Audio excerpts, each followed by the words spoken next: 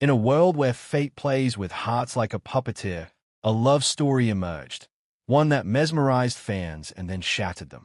Dylan, Wang, and Shen Yue, known for their undeniable chemistry on screen, found themselves entangled in a haunting twist of destiny, falling deeply in love, unaware of the bloodline they unknowingly shared. Chapter 1: Sparks at Sunrise. They met again on the set of a new romantic drama titled Hearts of the Mist, a poetic tale about lovers bound by memory and separated by tragedy. Dylan, now matured with a chiseled jaw and quiet eyes that held storms, walked onto the rooftop scene in the early morning light. Shen Yue, radiant in a simple cream dress, leaned against the rail, wind brushing her hair across her face. The cameras rolled, but even when the director yelled cut, their gazes lingered. "Have we met before?" Dylan asked, brushing her hair back from her eyes during a rehearsal. Shen Yue laughed. Maybe in another life. Neither of them knew how true that line would soon become. Chapter 2: The Bloom of Something Forbidden. Behind the scenes, their connection grew stronger. They shared playlists, whispered secrets in the dark between takes, and laughed over street food at midnight. It felt effortless, as if the universe itself was drawing them together. There was something magnetic about the way they moved around each other, a familiarity that went beyond words. Dylan once confessed during a candid moment, "I don't know why, but you feel like home." And Shen Yue, with a trembling voice, replied, "I've felt lost for a long time. But when I'm with you, it all makes sense." By the time filming ended, their on-screen romance had spilled into real life. They tried to keep it quiet, but rumors swirled, tabloids buzzed, and fans rejoiced. Everyone saw a fairy tale. No one saw the shadow creeping beneath it. Chapter 3: The Letter That Changed Everything. It began with a box. Shen Yue was cleaning out her late mother's attic when she found a dusty wooden chest labeled, "To my daughter, truths you were never told." Inside were letters, old photographs, a torn birth certificate. Her hands trembled as she read her mother's confession. "You were born in secret. Your father could never know. I had to protect you both." A name, a hospital, a date, and then the photograph. There he was, her biological father, Li Jianwen. She froze, because that same name was tattooed on the back of a photograph Dylan once showed her. His father, the one who died when he was 6. She didn't believe it. She couldn't. But DNA doesn't lie. Chapter 4: The Shattering. When Shen Yue called Dylan to meet, her voice cracked. They sat at a quiet hilltop, the same place they had their first kiss. The city lights sparkled below them. Fireflies buzzed in the summer air. "I had to tell you something," she whispered. She showed him the letter. His eyes scanned it, slow at first, then fast, then filled with horror. No, this can't be right." But the truth settled like a storm cloud in his soul. They were siblings, half-siblings, bound by blood, separated by lies. And yet, worse still, they had already crossed the lines that should never have been crossed. The love, the kisses, the whispered dreams, they were all real. But now they were tainted. "I didn't know," Shen Yue wept, clutching her chest. "I don't care," Dylan said at first, fierce with emotion. "I still love you." But then the silence between them stretched, too heavy to carry. Chapter 5: The Breaking Point. News of their romance had already reached the public. Paparazzi spotted them together. Tabloids speculated on engagement. The world was watching, and they had no idea. For weeks, the two disappeared. No social media posts, no sightings, only silence. Behind the curtain, they were unraveling. They tried to forget. They tried to justify. But love, as pure and powerful as it had felt, could no longer breathe under the weight of truth. Dylan began pulling away, not out of shame, but protection. He didn't want her to be destroyed. But Shen Yue had already begun falling apart. She stopped eating. She wouldn't leave her apartment. All she did was replay old voice notes from him, ones where he promised forever. One day, she posted a cryptic line to her private story. "Some love stories are cursed from the beginning. Ours was written in blood." Chapter 6: The Final Goodbye. Months passed. A family lawyer confirmed it. They were indeed half-siblings. Their mother and father had a brief affair decades ago, kept hidden by shame and fear. Two lives split, two souls that would unknowingly find each other again. Shen Yue requested to meet Dylan one last time. They returned to the rooftop of the Hearts of the Mist set, now abandoned. She wore the same dress. He brought the playlist they used to share. They danced. Slowly, no words. When the song ended, Dylan kissed her forehead. In another life, he whispered, his voice cracking. Shen Yue nodded. Where we meet not as strangers, but as soulmates. That night, they said goodbye, not just to each other, but to a love the world could never understand.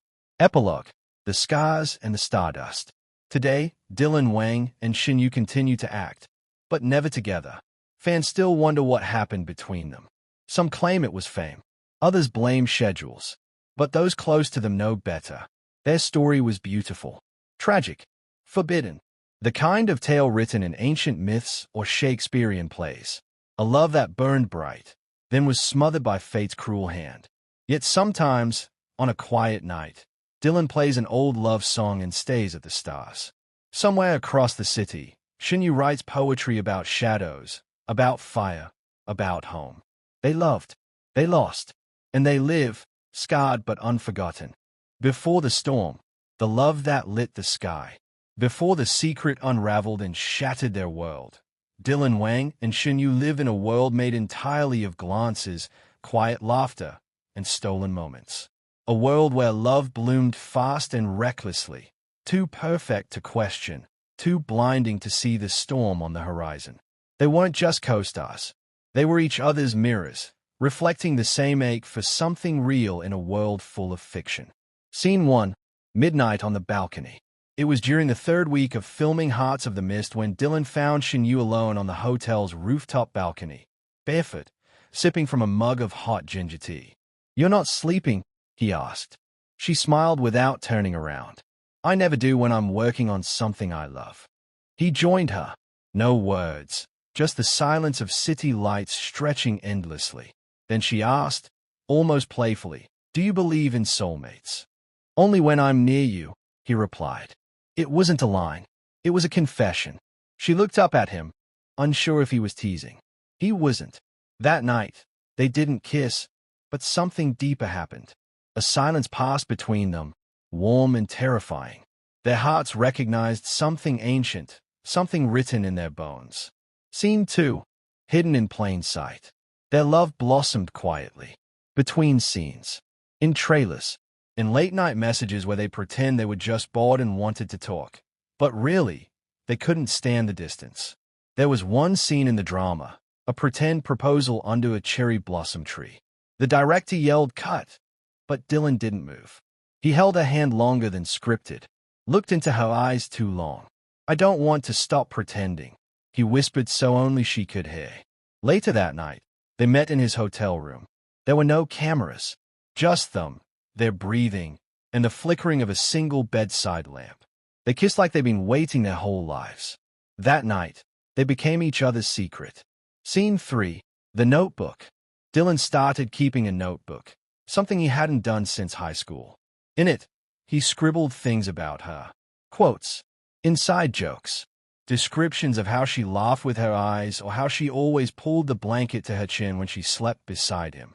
He called it, "For the Girl Who Found Me." Shen Yue found it once. He left it open by mistake on his bed. Her hands shook as she flipped through the pages. She tastes like rain and rebellion. When she smiles, my past disappears. I don't know what she is to me yet. Maybe the answer, maybe the question, but I know I'll never want to be lost again. She kissed him breathlessly that night, like she was falling and flying at the same time. Scene 4. The public almost fallout. Paparazzi caught them once, hand in hand at a temple just outside Kyoto during a short break in filming. They tried to deny it publicly, blaming the photo on a close friendship. But behind closed doors, they fought. "I'm tired of pretending we're not real," Dylan said, pacing. "If we go public, they'll tear us apart," Shen Yue warned. "I'd rather be torn apart with you than live half a life without you." That was the night he told her he wanted forever. Not just a fling. Not just a drama fling turned summer romance. He wanted to build something. A life, she cried. Not out of fear, but because she believed it too. They didn't go public, but they started planning a future, quietly, secretly, with stolen smiles and dreams whispered in dark hotel rooms. Scene 5. The Unbreakable Daydream. They took a day off filming and escaped to a coastal town 2 hours away. They wore hats, sunglasses, and matching hoodies to avoid attention. It was raining, soft, romantic rain that fell like a lullaby. They danced barefoot on the beach, laughing like kids, soaking wet. I could live in this day forever, Shen Yue said. So let's do it, Dylan replied. Let's build a life where every day feels like this. They took Polaroids, drew their names in the sand. They made promises.